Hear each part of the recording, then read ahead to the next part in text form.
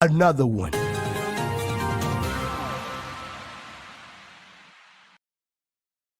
Running CI tests nightly or before every code change.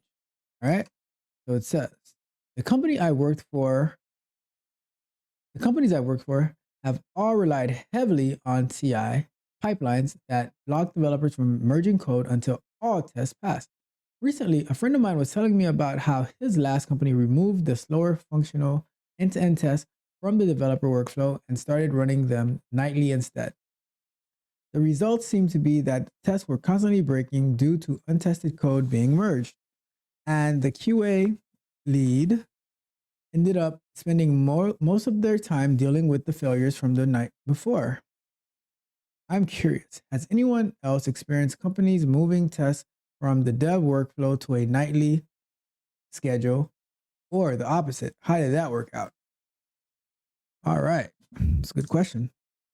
I like it. So let me get this off the screen.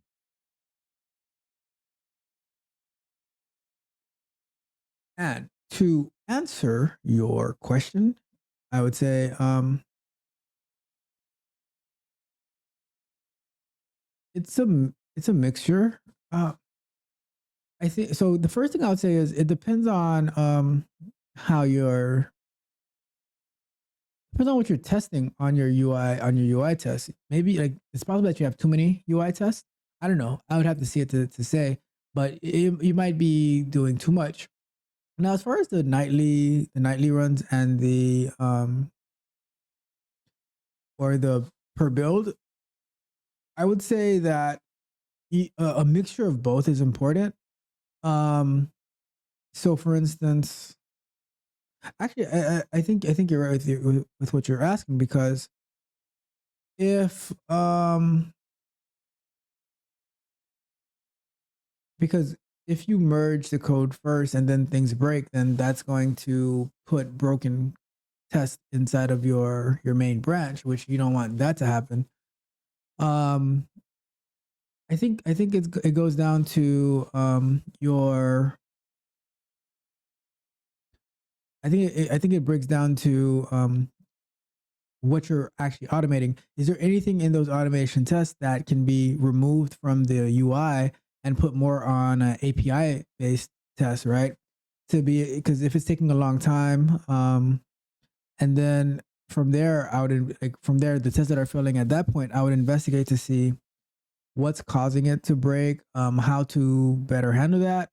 But I would like to run the automated tests on each build because it puts more accuracy on the test.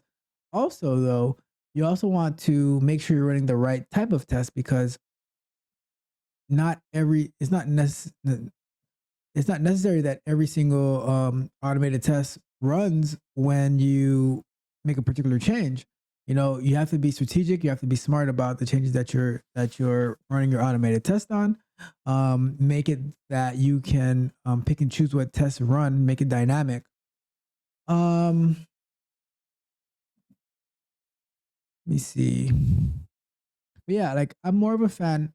I'm definitely a fan. And I advocate for running it on not only that you run it on the branch, the dev branch that you're working off of. After you merge it into, you run the automated test over there as well to make sure that that merge didn't cause any effects like after the merge because like when you're running it on a branch it could be working perfectly fine, but then you might have some type of conflict when you merge it and it causes it not to work. So I like to run it on both. So that's that's my thoughts on that one. Because where I work, we do it. We run the test after like upon building to make sure that the tests still work on that branch because we don't want to merge and deploy anything that's broken. So the tests run and they pass, and then we also have nightly runs for like bigger suites of automated tests. So That's how I would say that.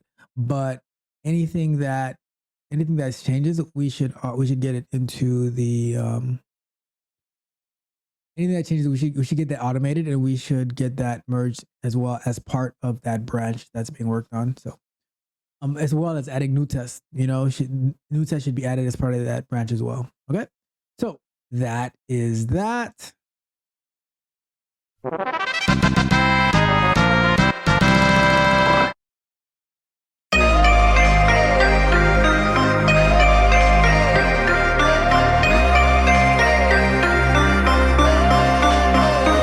If you enjoyed the fascinating information shared in this video and you want more, be sure to hit the subscribe button to Tech Coach Ralph to be notified for new videos. Enigmatic Joker.